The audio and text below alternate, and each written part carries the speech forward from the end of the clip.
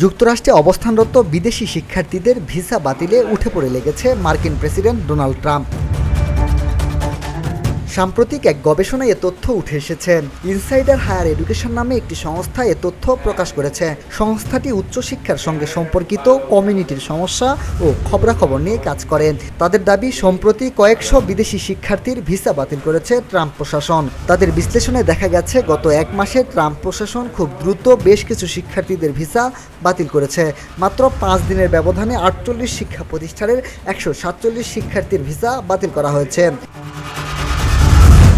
সংস্থাটি বলছে, শুধু ফিলিস্তিনকে সমর্থনের কারণেই ভিসা বাতিল করা হচ্ছে না, বরং খুব ছোট কারণেও ভুক্তভোগী হতে হচ্ছে। উদাহরণস্বরূপ বলা যায়, ফ্লোরিডা বিশ্ববিদ্যালয়ের স্নাতকের এক শিক্ষার্থী সম্প্রতি মেয়াদ উত্তীর্ণ লাইসেন্স নিয়ে গাড়ি চালিয়েছে বলে তাকে আটক করা হয়। সংস্থাটির প্রতিবেদনে আরও বলা হয়েছে, অনেক শিক্ষার্থী জানেনই না যে তাদের ভিসা বাতিল করা হয়েছে। সমালোচনার ভয়ে অনেক ফেডারেল কলেজ ভিসা বাতিলের বিষয়গুলো কলেজ জুড়ে সরাসরি ঘোষণা করছে না।